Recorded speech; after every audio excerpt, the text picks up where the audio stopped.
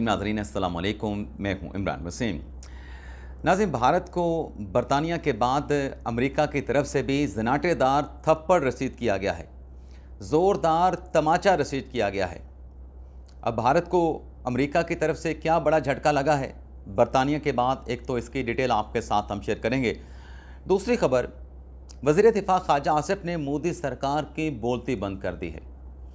इन दोनों खबरों की डिटेल में जाने से पहले हम बात करेंगे जो इंडियन सहाफ़ी ने, जो एक लोकल ख़बर है और एक बड़ी ख़बर है कि इंडियन सहाफ़ी ने भारत का मोदी सरकार का पोल खोल के रख दिया।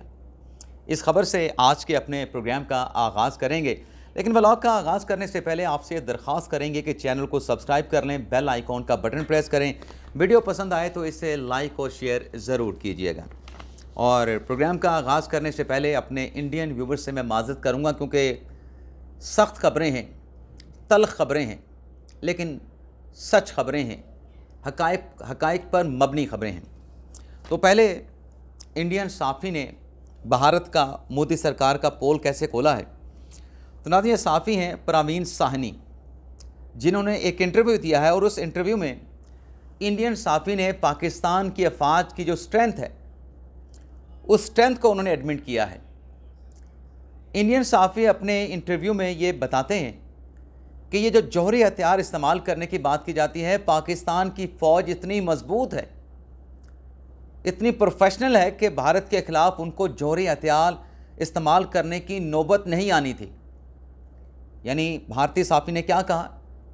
उन्होंने कहा कि पाकिस्तान ने जौहरी हथियार इस्तेमाल किए बग़ैर ही भारत को लताड़ सकता है। इतनी स्ट्रेंथ है पाकिस्तान की फ़ौज की, इतनी मजबूत है, इतनी प्रोफेशनल है।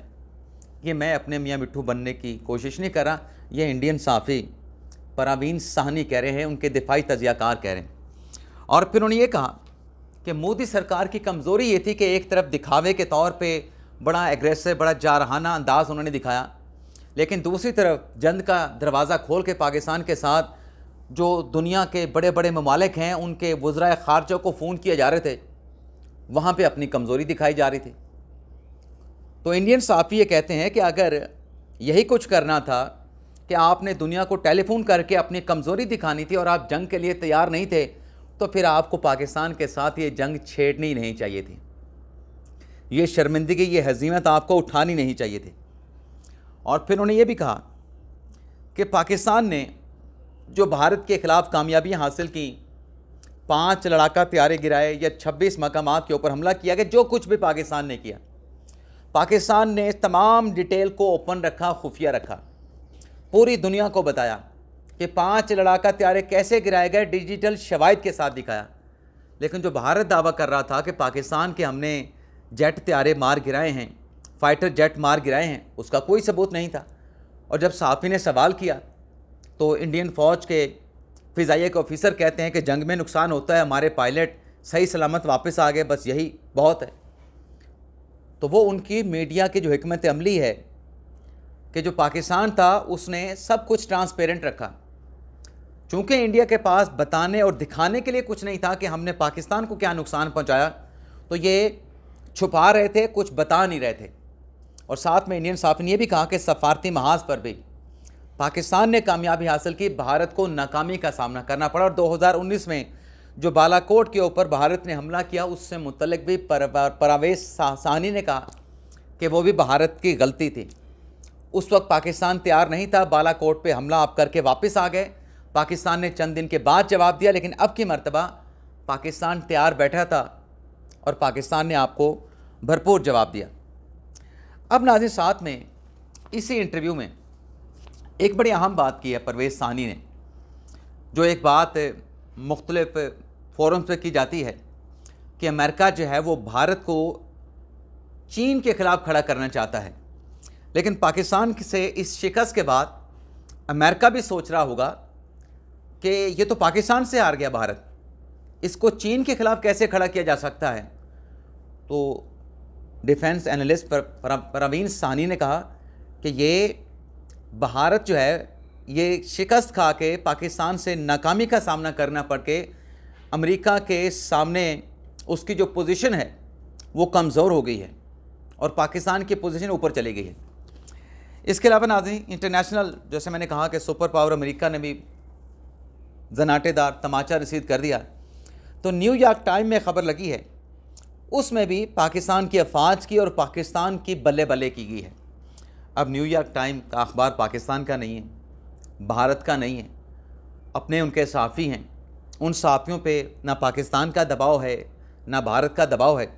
तो न्यूयॉर्क टाइम में क्या लिखा गया कि इस जंग से पहले पाकिस्तान सियासी, इक़्तिसादी और सलामती के हम्मा किस्म के कई बहरानों का शिकार था, लेकिन भारत की इस जंग में नाकामी और पाकिस्तान की फ़तह ने पाकिस्तान के अंदर सब कुछ बदल दिया। पाकिस्तान की जो फ़ौज है उसकी कदर और इज़्ज़त में इजाफ़ा हुआ है। अब ये न्यूयॉर्क टाइम कह रहा है, मैं नहीं कह रहा। बाकी हमारे जो वज़ीर ख़ारजा दिफ़ा हैं ख्वाजा आसिफ़ साहब, वो वैसे ही मशहूर हैं, बड़े तल्ख़ और बड़े सख्त बयानात देते हैं। आज उनकी तरफ से सियालकोट में अपने हलके के अवाम के साथ जो मुलाकात की गई, अफ़वाज पाकिस्तान को इस शानदार कामयाबी पे, बल्कि तारीख़ी कामयाबी पे और भारत को तारीख़ी सबक सिखाने पे अफ़वाज पाकिस्तान को आज फिर वज़ीर दिफ़ा ख्वाजा आसिफ़ ने सराहा और साथ में अल्लाह ताला का शुक्र भी अदा किया कि ये कामयाबी अल्लाह का बड़ा करम है पाकिस्तान के ऊपर। लेकिन उन्होंने जो एक जुमला कहा ना कि भारत ने अपने बड़े बड़े जहाज़ भेजे, लेकिन पाकिस्तान की फ़ौज ने, पाकिस्तान की फ़िज़ाइयाँ ने उन जहाज़ों को ऐसे मार गिराया जैसे पतंग को काट के गिराया जाता है।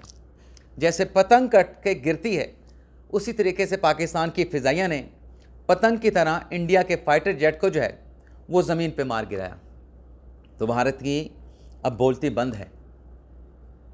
लेकिन चलें, इसमें हमें ये कहना चाहिए किसी की हार नहीं, किसी की जीत नहीं, सबको सबक सीखना चाहिए। पाकिस्तान ने मुज़ाकरात की पेशकश की है, तहकीकात की पेशकश भी की है। भारत के लिए मौका है तहकीकात में भी पाकिस्तान की पेशकश को एक्सेप्ट कर ले और मुज़ाकरात की टेबल पे बैठ के जितने भी पाकिस्तान के आउटस्टैंडिंग और भारत के इश्यूज़ हैं उस पर बातचीत करके उन मसाइल को हल करें। और इन मसाइल के हल में ही पाकिस्तान और भारत दोनों के अवाम का फ़ायदा है। इजाज़त चाहते नाज़रीन, अल्लाह हाफ़िज़।